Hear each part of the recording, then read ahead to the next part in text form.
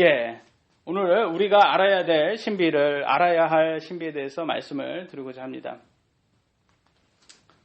먼저 로마서 11장 25절 우리가 같이 한번 읽도록 하겠습니다. 시작. 형제들아 너희가 스스로 지혜 있는 것으로 여기지 않게 하기 위하여 이 신비에 대해 너희가 모르기를 내가 원치 아니하노니 이 신비는 곧 이방인들의 충만함이 이르기까지 이스라엘을 부분적으로 눈멀게 된다는 것이라. 이 신비에 대해 너희가 모르기를 내가 원치 아니한다라고 했어요. 신비예요, 신비. 미스테리. 그죠? 이거는 구약에서는 전해지지 않았던 것이에요. 구약에서는 누구도 몰랐던 겁니다. 대언자들은, 구약의 대언자는 이 부분을 몰랐어요.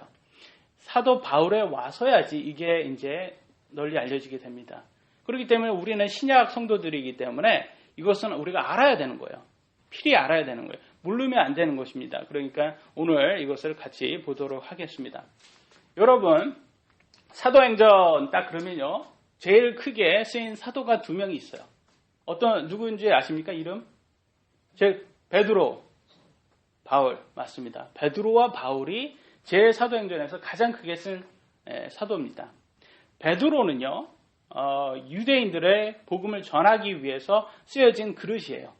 그래서 7장까지 그의 사역이 나옵니다.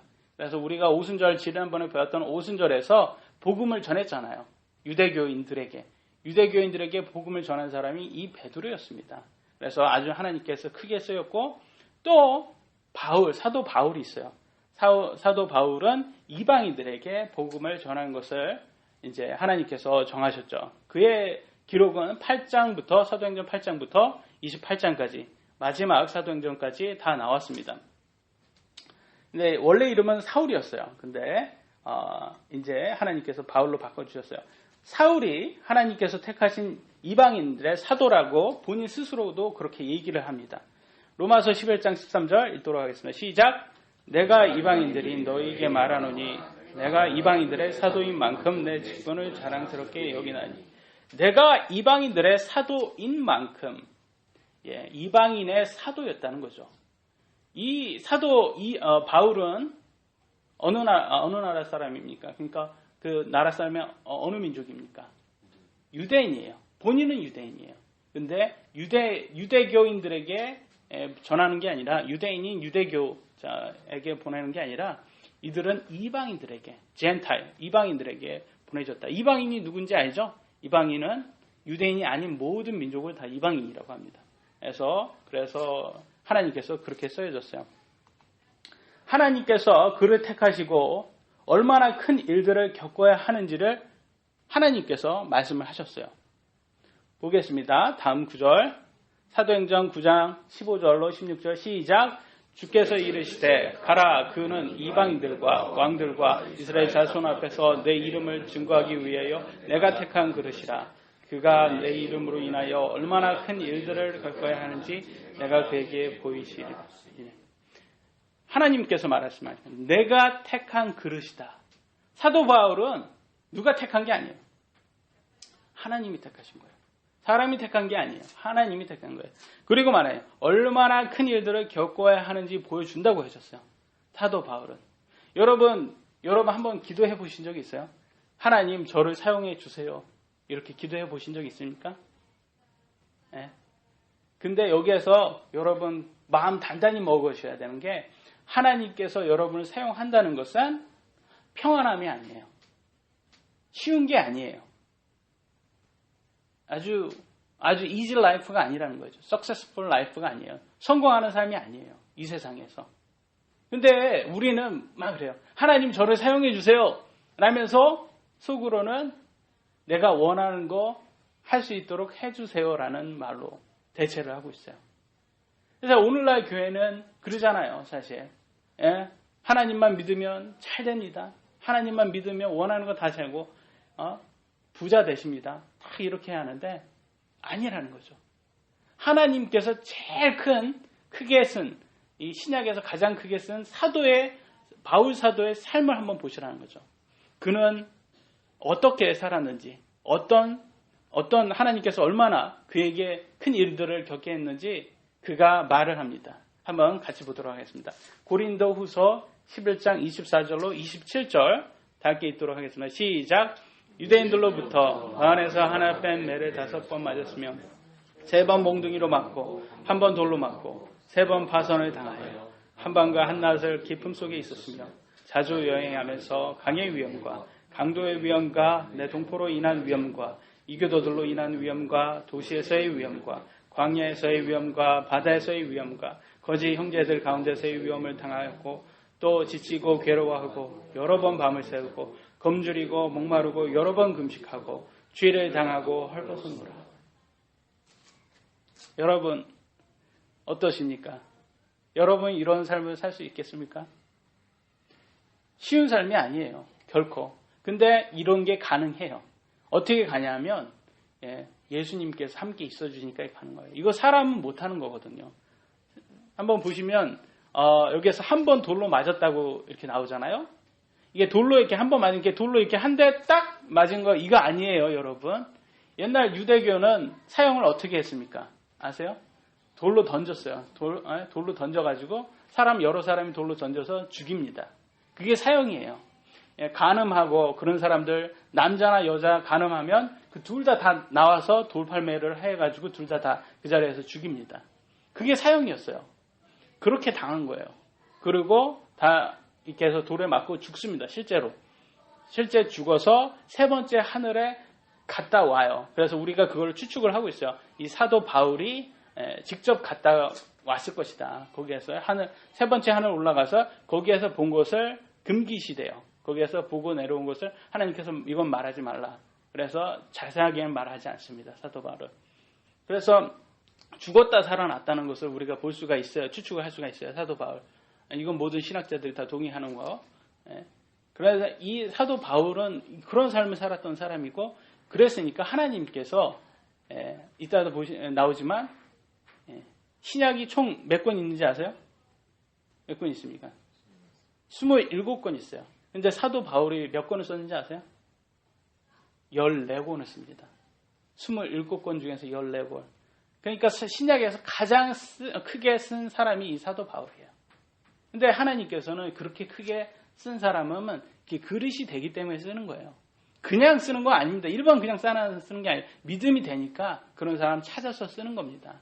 하나님의 계획은 변함이 없어요. 근데 그 중에서 하나님께서 쓸 사람은 하나님께 그 믿음을 보고 쓰세요. 그래서 하나님의 계획은 변함이 없고 여러분이 사용되고자 한다면 큰 믿음 가지시고 이런 것들을 생각하셔야 돼요. 그러니까 일반 교회에서 잘못된 교회에서 말하는 그런 것은 성경에 있지 않습니다.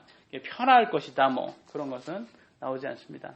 그래서 근데 여러분 이거 한번 생각을 해보세요. 뭐가 틀리냐? 두 종교가 틀린 것을 볼 수가 있어요. 이슬람교 요번에 테러 때문에 문제가 많잖아요. ISIS 테러 때문에 프랑스에.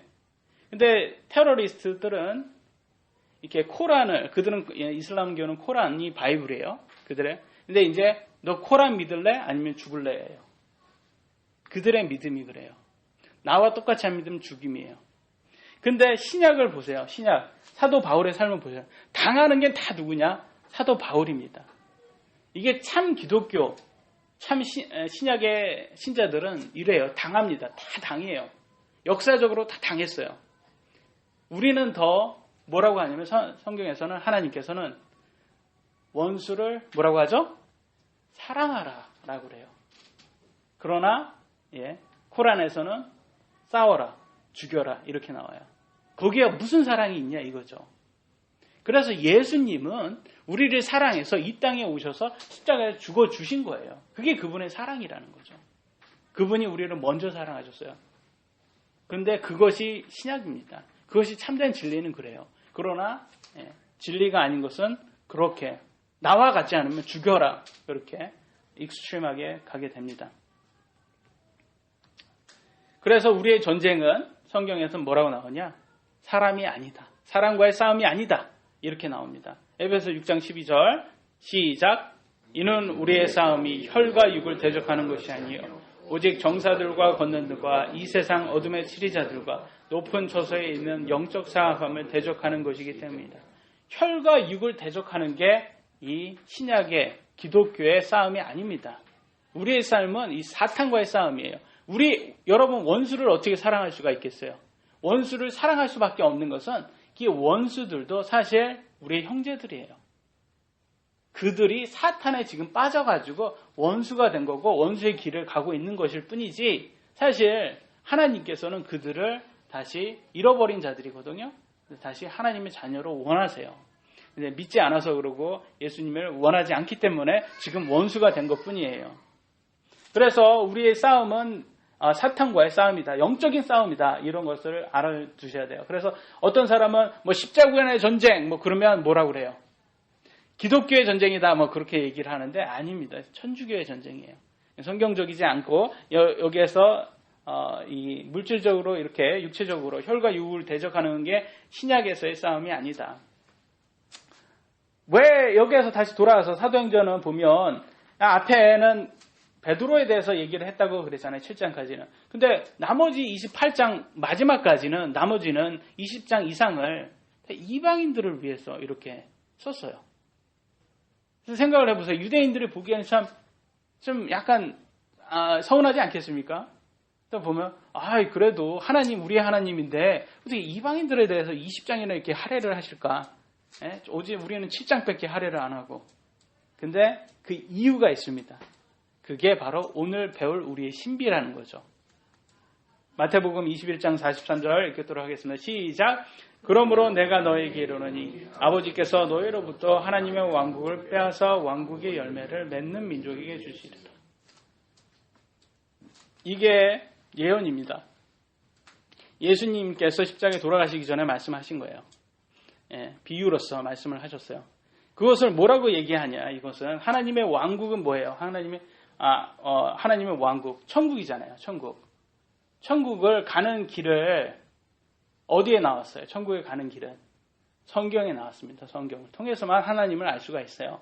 성경을 통해서. 근데 그 성경이 최초에 누구한테 주어졌어요? 그 말씀이 유대인들에게 주어졌어요. 구약에서 잘 주어지다가 십자가 사건이 전까지 왔는데 유대인들은 굳고 부인을 합니다. 우리의 메시아는 저렇게 힘없는 목공수밖에 안 되는 목수밖에 안 되는 저런 희미한 예수라는 나사렛의 예수라는 저런 사람이 아니다. 우리의 메시아가. 그리고 예수님을 메시아로 받아들이지 않습니다. 그리고 오히려 그를 신성 모독했다고 하나님 이름 모독했다고 그냥 십자가에 죽여버려요.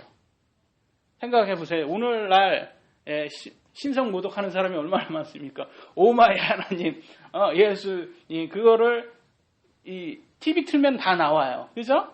오늘은 한국은 코미디어 프로그램 나와도 그걸 항상 얘기하더라고요. 항상 오마이 그러면서 다음에 나오는 게 하나님 이름이에요. 유대교 같았으면 다 사형감이에요. 십자가에 다 죽어야 되는 사람들이에요. 신성 모독을 했으니까. 근데 오늘날은 다 그게 허용이 됐죠. 호용을 하고 있어요. 그냥 너무나 무감각하게.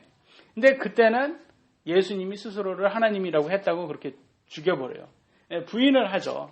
이렇게 부인을 해가지고 결과적으로는 그 하나님의 왕국에 들어가는 것을 뺏어서 그 말씀을 뺏어서 열매 맺는 민족에게 주게 됩니다. 하나님께서. 그래서 여러분 예수님을 부인하면 하나님의 왕국을 못 들어간다. 어떻게 역 같은 데 가서 막 이렇게 얘기하는 사람들 있잖아요. 뭐라고 얘기하죠? 예수님 아니면 천국 못 간다. 뭐 그런 말이 있잖아요. 그렇게 얘기를 하고 있어요. 그러면 그게 성경적으로 맞는지 틀린지 한번 볼까요? 성경에는 이렇게 나왔습니다. 요한복음 14장 6절 시작. 예수님께서 그에게 이르시되 내가 곧 길이요 진리요 생명이니 나로 말미암지 않고는 아버지께로 올 자가 없느니라. 여기에서 곧 길이라고 나오는데 영어로는 the way, the truth, the life 이렇게 나와요. 더예요, 더. 영어를 우리 공부하신 분들은 아시겠지만 더 들어가면 여러 가지 있는 것 중에서 유일한 하나를 더라고 해요. 여기에서 유일한 거는 뭐냐? 아버지께로 가는 길은 the way예요. 이 길밖에 없는 거예요. 이 길밖에. 아버지께로 가는 진리는 the truth. 이 진리밖에 없고 생명도 마찬가지. 이 생명밖에 없는 거예요. 그게 누구냐? 바로 예수님이라는 겁니다. 예수님. 예수님 외에는 없어요, 여러분. 그 누가 얘기해요, 이거를? 예수님 스스로가 얘기하고 있어요, 이거. 이게 진리입니다. 이게 진리예요. 그러니까 지금 많이 불교, 예, 뭐 불교도 있고 천주교도 있고 많은 종교들이 많잖아요. 이슬람교도 있고 많은 종교 있는데 그들도 보세요. 그 얼마나 좀 나름대로 열심히 살고 거룩하잖아요. 그 나름대로에. 근데 그렇게 살면 하나님 아버지께는 못 가요. 그 뭐 이렇게 어떤 한국의 큰 교회 목사가 그런 말을 불교의 학교에 가서 그런 말을 했다고 하더라고요.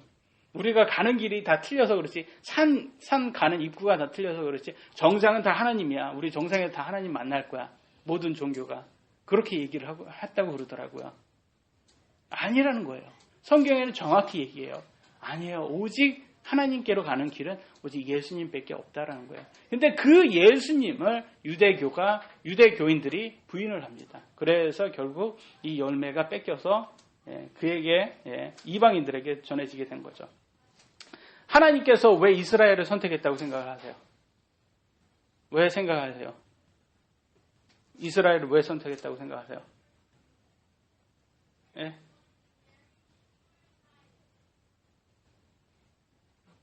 약해서.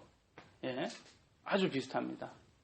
성경에서 보도록 하겠습니다. 신명기 7장 7절 시작. 주께서 너희를 사랑하시고 너희를 택하신 것은 너희가 다른 백성보다 수가 많기 때문이 아니라 너희는 모든 백성 중에 수가 가장 적으니라. 수가 가장 적기 때문에 선택한 거예요. 수가 가장 적기 때문에 선택했다. 왜 하나님께서 이렇게 미약한 이런 민족을 선택을 했겠습니까? 그것은 하나님의 영광을 제일 크게 드러내기 위해서, 하나님의 능력을 가장 크게 드러내기 위해서는 이렇게 제일 약한 거를 선택해야지 전 모든 민족들에게 하나님이 실제 하나님이구나를 보여주는 거예요. 많은 신이 있지만 그런 사탄이 아니라 이 하나님이구나. 여러분 그런 거 있잖아요. 우리 남자들 좀 허세 많이 떨잖아요. 허세 떨면서 야 내가 왕년에 1대 17로 내가 싸웠어. 1대 많이 말하잖아요. 1대 17로 내가 기억 못해? 1대 17로 내가 기억해. 그 중에서 네가 17명 중에 한 명이었잖아, 너. 여기에서 빵 터져야 되는데 안 재밌군요. 여기에서. 그러면 17명 중에 한 명이면 별거 아니잖아요, 사실. 1대 17로 쌓았는데. 그잖아요. 그거 똑같은 거예요. 하나님께서는 가장 자기의 능력을 크게 보이려면 1대 17명 중에 하나가 아니라 그 한 명이라는 거예요. 한 명. 하나님은 그래서 가장 약한 이 이스라엘 백성을 선택을 하셨다. 근데 이스라엘 백성은 자기들이 잘나서 하나님께서 선택한 것처럼 그렇게 교만했어요. 그래서 예수님을 부인을 했죠. 여러분 지금 유태인을 한번 보세요. 미국의 유태인. 저번에 우리가 한번 예전에 배웠는데 기억을 하시는지 모르겠어요. 유태인은 지금 미국의 가장 부를 가지고 있는 지배층이고 미국을 좌우하는 그런 민족이 바로 유태인이거든요. 생각을 해보세요. 가장 수가 적은 민족이에요. 그런데 지금 미국을 좌우합니다. 그게 자기네들이 지금 하는 걸까요? 아니죠. 그 뒤에 하나님께서 미래를 지금 준비하고 있는 거예요. 지금 7년의 환단 때 쓰시려고 그들을 준비하고 있다. 하나님께서 다 쓰십니다. 계획대로 쓰시는 거예요. 이스라엘 백성이 눈이 멀 것이 예언된 구절들이 있습니다. 이 구약에도 이스라엘 백성들이 이때 되면 눈이 멀 거라고 나와 있어요. 로마서 11장 18절로 10절 제가 읽겠습니다. 이것은 기록된 바 신약에서 기록된 바 나오면 구약 인용한 거라고 말씀드렸죠. 하나님께서 그들에게 잠자는 영과 보지 못할 눈과 듣지 못할 귀를 주셨다 함과 같으니 또 다윗이 이르되 그들의 밥상이 그들에게 올무와 함정과 걸림돌과 보응이 되게 하시고 그들의 눈이 어두워져서 보지 못하게 하시며 그들이 등이 항상 굽게 하소서 하느니라. 그들의 이게 구약에도 이미 다 나온 거예요. 진리를 이렇게 우리가 어떤 사람들이 있어요. 이렇게 하나님을 찾으려고 하는 사람과 하나님을 찾지 않고 이렇게 말하는 사람들. 야, 정말 하나님이 있어? 있으면 내 눈앞에 지금 당장 나오시라고 그래. 그럼 내가 믿을게. 아니 자는 건 아니고 그냥 환상이라도 좀 보여주는가, 아니 꿈속에서 좀 나타나는가, 아니면 나한테 무슨 큰 특별한 능력을 줘서 내가 사람들은 막 이렇게 기적을 하고 고치고 이런 것들을 좀 한번 보여줘봐. 그럼 내가 믿을게. 이런 사람들이 있어요. 그러나 하나님께서는 여러분이 아쉽지가 않아요. 예. 하나님께서는 쓸 수 있는 사람들 얼마나 많아요. 예. 하나님을 부지런히 찾는 사람만 써요. 그냥 야, 정말 하나님 있어? 그러면 하나님 욕하고, 그 다음에 벼락 쳐서 나를 좀 죽이라고 해봐. 그러면 진짜 하나님 있는 거야. 이렇게 얘기해요. 아니라는 거죠. 하나님께서는. 우스워요. 그런 사람들이 있으면 그냥 웃고 말아버립니다. 하나님께서는 본인을 스스로 부지런히 찾는 사람만 하나님은 그들에게만 나타납니다. 히브리서 11장 6절 시작. 그러나 믿음이 없으나 하나님을 기쁘시게 하지 못하나니 이나 하나님께서 나아가는 자가 반드시 그분께서 계시는 것과 또 그분께서 자신을 부지런히 찾는 자들에게 보상해 주시는 분임을 믿어야 하기 때문이다. 자신을 부지런히 찾는 자들에게 보상을 해주세요. 그들에게만 나오는 거예요. 여러분이 정말로 하나님의 진리를 알고 싶다. 그러면 여러분 공부하셔야 돼요. 여러분 성경 찾아야 돼요. 여러분 믿으셔야 되는 거예요. 그래야지만 하나님이 기쁘게 하고 그래야지 더욱더 하나님이 스스로를 더 여러분에게 보이십니다. 그런데 가만히 있고 그러면 절대 하나님은 보여주지 않고 더 여러분 눈을 못 보게끔 만들어 버리십니다. 우리가 세상의 이치도 그러잖아요. 목마른 사람이 우물을 판다고 그러잖아요. 우리가 천국 가고자 하는 것은 인간이에요, 여러분. 인간이 얼마나 벌레 같은 존재인지, 미비한 존재인지 깨달을 때, 야, 내가 정말 아무것도 아니었구나. 나라는 존재는 대단한 줄 알았는데, 내가 정말 죽어가기 전에는 정말 아무것도 아니구나. 이때 나중에 보면, 이제 죽어가는 사람의 마지막 유언 같은 말을 한번 보게 될 거예요. 근데 그걸 보면 참 우리가 참 별거 아니구나. 지금은 큰 소리 치지만 참 별거 아니구나. 라는 그런 이 컨디션을 보게 됩니다. 그런 상태를. 하나님은 자신의 백성 이스라엘을 그럼 버리셨겠어요? 근데 아니라고 성경은 말하고 있어요. 로마서 11장 1절, 11절 시작. 그러면 내가 말하노니 하나님께서 자신의 백성을 버리셨느냐? 결코 그럴 수 없느니라. 이는 나도 이스라엘 사람이요 아브라함의 씨에서 난 자요 베냐민 지파에 속한 자이기 때문이라. 그러므로 내가 말하노니 그들이 실족함으로 넘어지게 되었느냐? 결코 그럴 수 없느니라. 오히려 그들이 넘어짐을 통하여 구원이 이방인들에게 이르렀으니 이것은 그들로 하여금 질투하게 하려 함이라.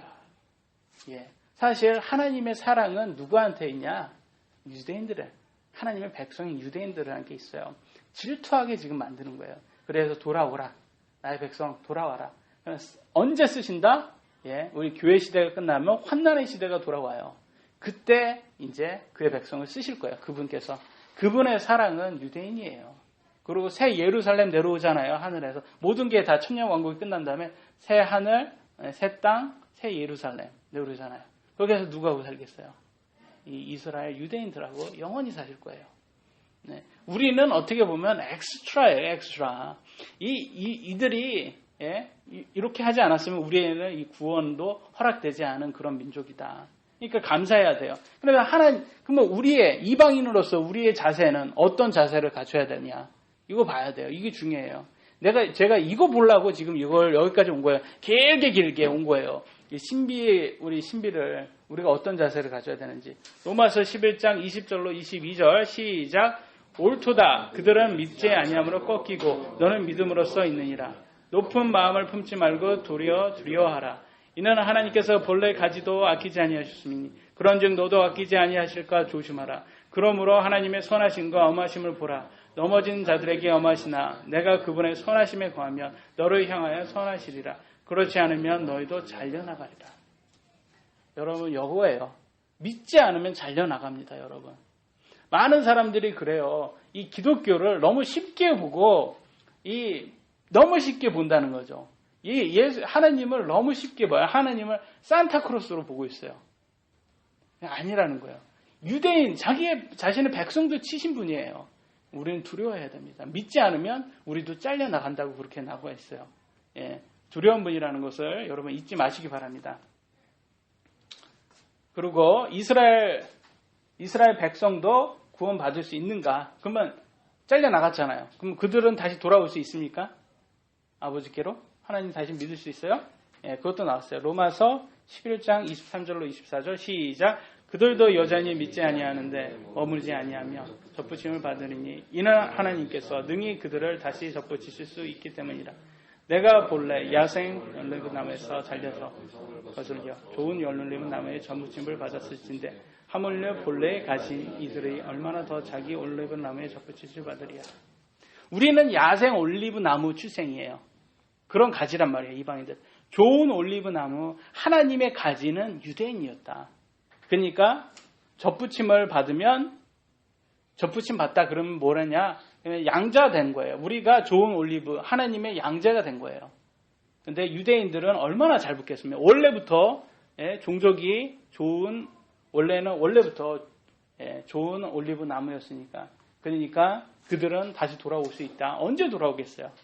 지금도 돌아오는 유대인들이 있고, 그리고 보시면 정말 믿는 유대인들 중에서 하나님이 크게 쓰시는 그런 유대인들도 지금도 있어요. 이 시간에도 있어요. 근데 이제 교회 시대가 끝나면 정말로 하나님께서 이제 유대인들을 쓰실 거예요. 신약에서 밝혀진 이 신비를 이해해야 됩니다. 그래서 오늘 우리가 다시 한번 보도록 하겠습니다. 로마서 11장 25절 시작. 형제들아 너희가 스스로 지혜 있는 것으로 여기지 않게 하기 위하여 이 신비에 대해 너희가 모르기를 내가 원치 아니하노니 이 신비는 곧 이방인들의 충만히 이르기까지 이스라엘 부분적으로 눈물게 된다는 것이다. 어떻게 좀 이해가 돼요? 이해가 안 되면 우리 정윤균 저기 뒤에서 카메라맨도 해도 되는데 이해가 좀 됩니까? 이게 이해가 돼요?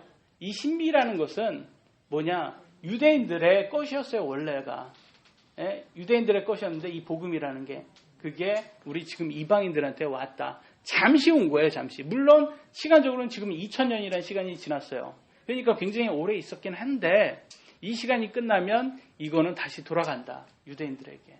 그게 신비예요. 그러니까 그 전까지는 우리 이방인들은 겸손하게 이 믿음 지키면서 가야 되는 거예요. 이 믿음이 없는 이방인들은 어떻게 했어요? 이 환난의 시대에 들어가면 거의 기회가 없는 거라고 봐야죠.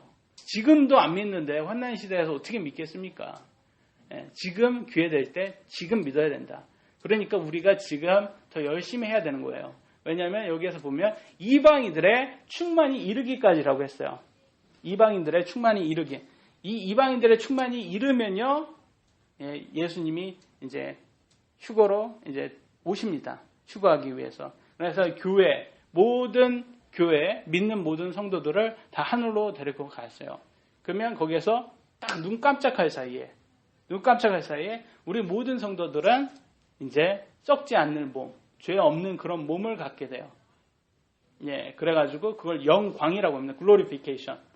완전한 구원이에요, 거기가. 그때가 완전한 구원이에요. 그때 그걸 받고 이제 올라가고, 우리 올라가기 전에 이미 죽은 먼저 성도들이 먼저 올라가요. 그 다음에 우리가 산 성도들은 그 다음에 우리가 쫓아 올라가죠. 그 다음에 이제 7년 환난이 시작되는 거예요. 그때는 이제 유대인들의 세상이 다시 돌아온다. 거기까지 우리가 봤어요. 그래서 7년 환난에서 그 전 이방인들이 충만하기 전까지 그러면 예수님께서 우리에게 뭐라고 명령하셨어요?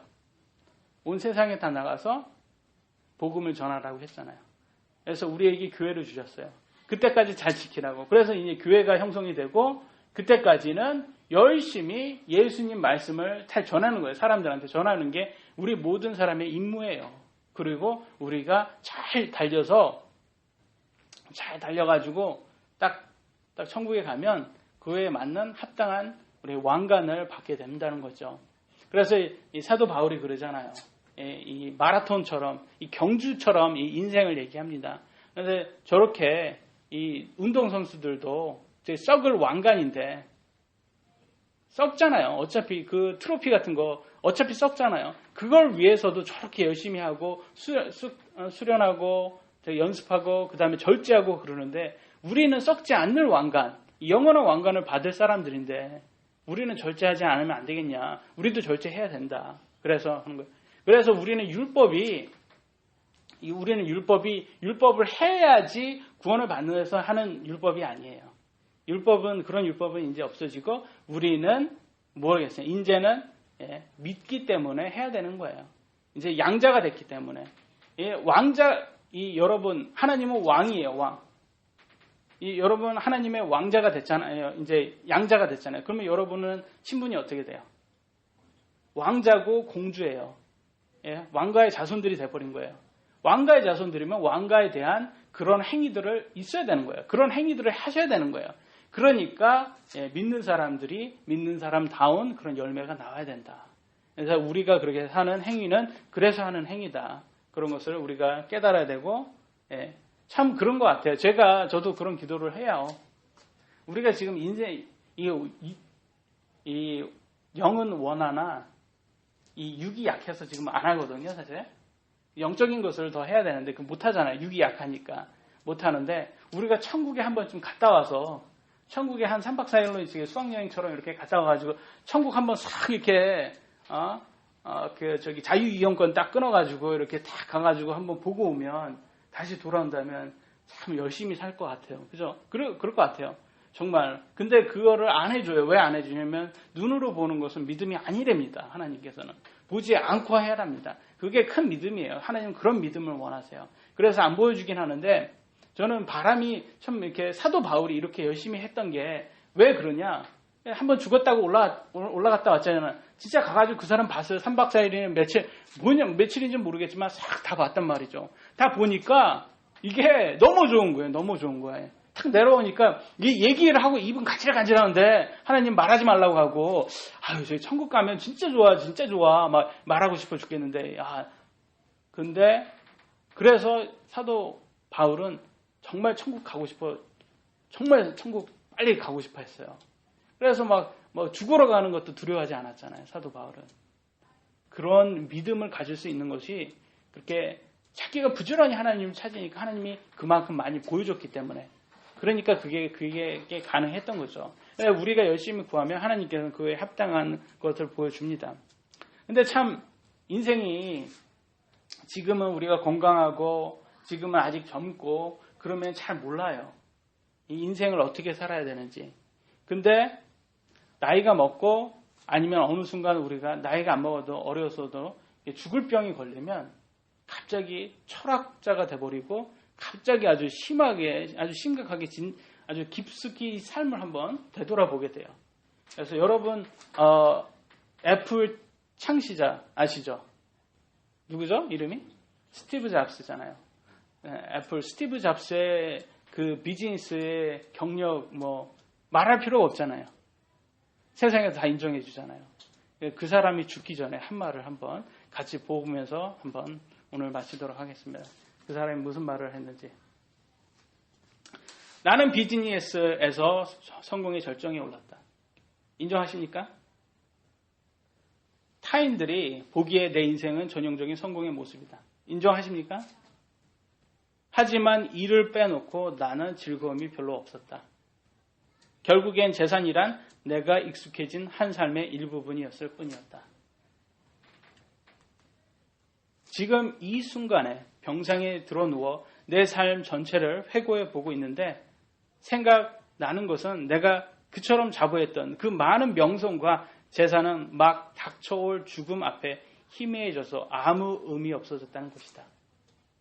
어둠 속에서 나는 생명 연장 장치의 초록색 빛을 바라보며 윙윙거리는 기계 소리를 들을 때 점점 가까이 다가오는 죽음의 신이 쉬는 숨소리를 느낄 수 있다.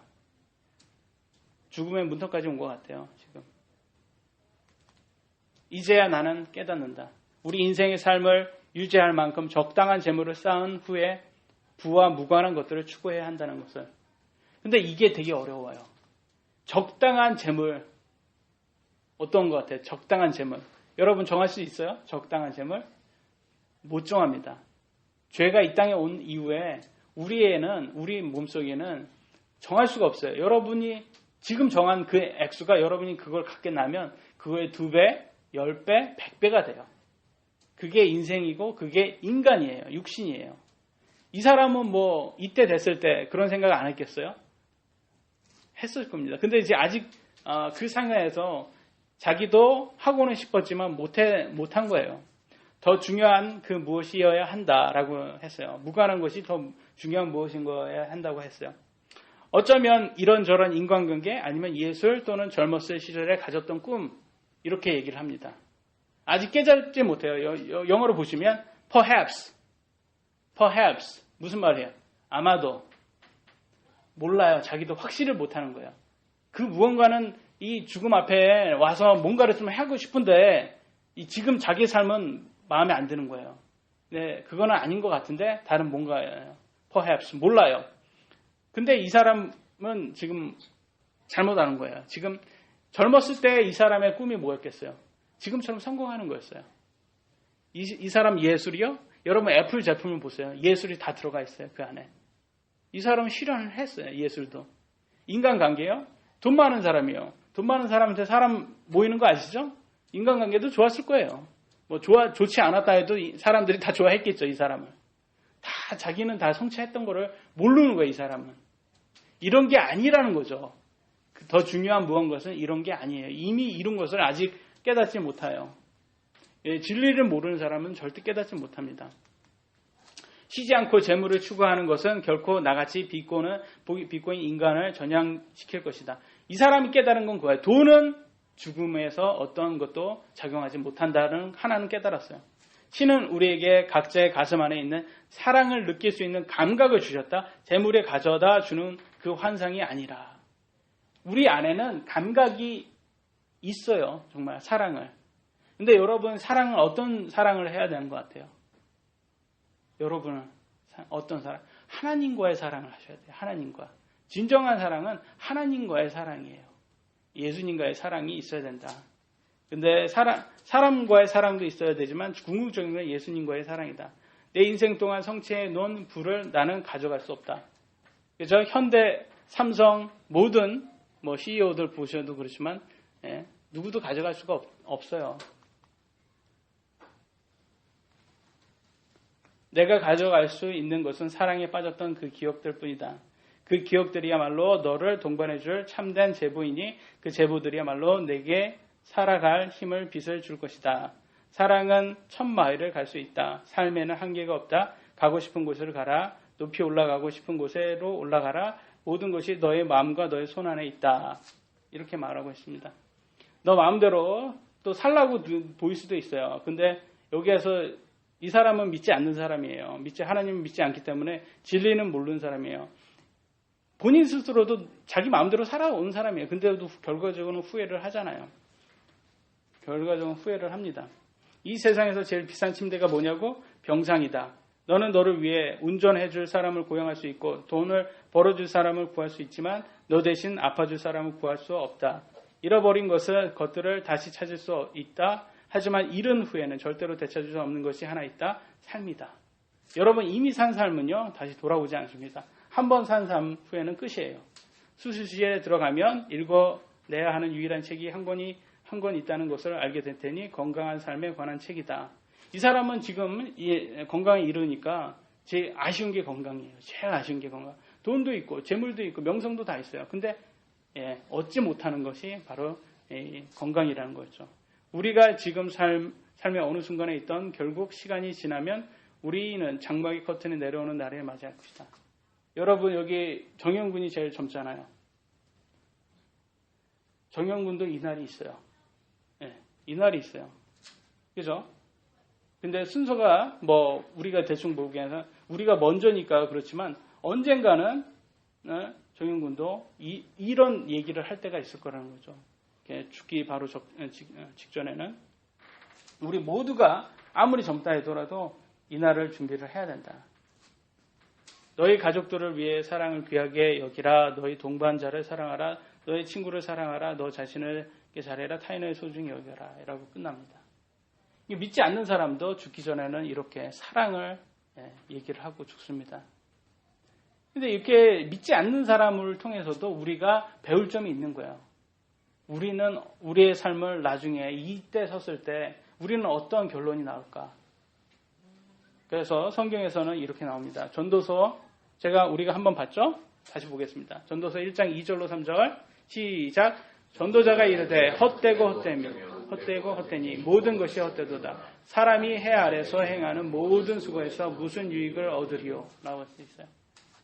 그겁니다, 여러분. 우리가 한만 살아도 열심히 살아도 우리가 헛된 거예요. 왜냐하면 여기에서 보면 사람이 해 아래에서 하는 것은 헛된다. 무슨 말이냐? 이거는 여러 번 만들어진 용도대로 쓰여지지 않으면 헛된 거라는 거예요. 여러분, 제가 얘기를 하겠습니다. 지금 여기에 TV가 있어요. TV가 있어요. TV를 가지고 제가 운동을 합니다. 이거 들고 막 이렇게 운동을 해요. 그럼 여러분 저를 보고 뭐라고 하겠어요? 헛되게 하는구나. 그래. TV 갖고 무슨 운동을 해. 그러잖아요. TV가 근데 잘 쓰다가 고장 나버렸어요. 못 써요. 그러면 우리는 뭐라고 그래요? 이걸 고철덩어리라고 하잖아요. 용도를 상실하면 고철덩어리 돼버리는 거예요. 똑같아요. 사람도 똑같아요. 하나님이 사람을 만들었어요. 하나님이 사람을 만들었는데 그 용도가 만들었어요. 용도. 근데 용도대로 안 하고 지 마음대로 이렇게 살면 그게 다 헛된 거예요.